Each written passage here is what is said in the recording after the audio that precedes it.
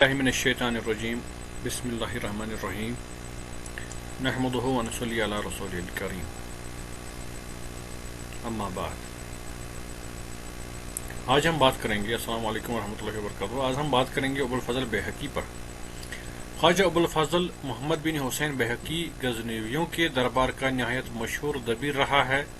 ये बरजस्ता मुअर्रिख अबू नसर बिन मुश्कान का शागिर्द था।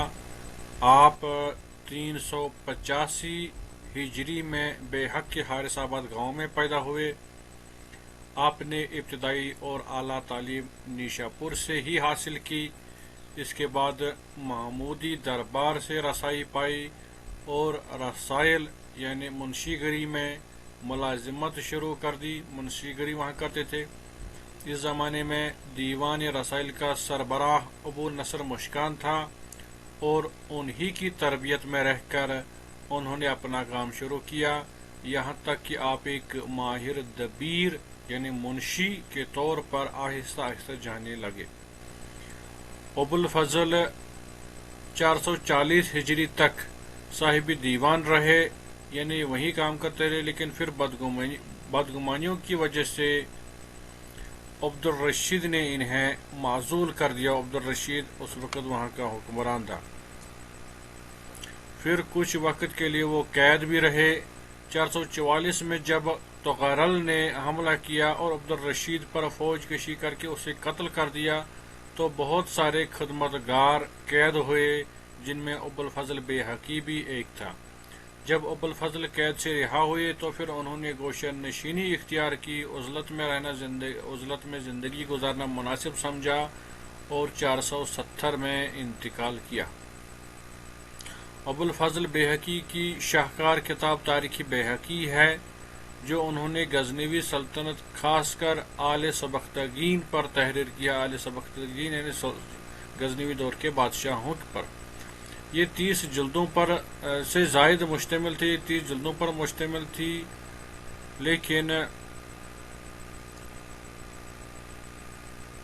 अब ये उतनी नहीं है। अब बस बहुत कुछ कम बचा इसमें गजनवी से लेकर सुल्तान इब्राहिम बिन मसूद के इब्तदाई अहद तक के हालात वाक़ा दर्ज किए गए हैं। आजकल जो हिस्सा मौजूद है इसमें मसूद बिन महमूद गजनवी और खरजम शाहियों की दास्तानें, आली मामून की औलादों के हाथों सुल्तान महमूद के सल्तनत के गलबा और फिर सल्जों की फतूहात का जिक्र है। सल्जों यानी किस तरह से कब्जा किया है। तारीख़ बैहकी इस लिहाज से ज़्यादा अहम है कि इसमें गजनवी की तारीख़ मुफस्सल बयान की गई है, और सबसे बढ़कर ये बात अहम है कि इसमें बहुत सारे वाक़ात मुसन्निफ़ ने खुद अपनी आँखों से देखे हैं, और इस वक्त मुसन्निफ़ खुद बेहतरीन नसर निगारों में शामिल थे। मुसन्निफ़ ने 19 साल इसी दरबार में मुंशीगरी की, लिहाजा उन्होंने अपनी इस किताब को नहायत फसी, शुस्ता और अदबी फ़ारसी में लिखी। इस किताब को अदबी फ़ारसी में लिखा। वाक़ात बयान करने के ज़िम्मन में उन्होंने मुअस्सिर अशार का इंतखाब किया और बहुत से आलिमों और अदीबों का नाम भी लिया है, जिसे पता चलता है कि ये अपने आलिमों रहे हैं। इस मुसन्निफ़ के बारे में रज़ाज़ादा शफ़क़ जो हैं लिखते हैं, अबुल फजल बैहकी एक नेक, हक परस्त और नेकोकार आदमी थे।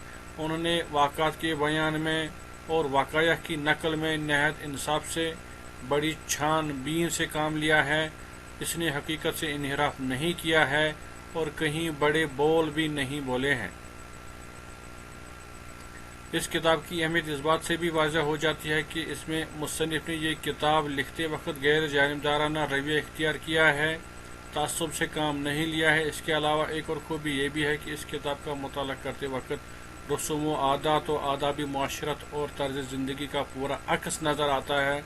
लिहाजा इस बात में कोई शक नहीं है कि ये किताब तहकीक के लिए इंतहाई अहम और मुफीद माखज़ है।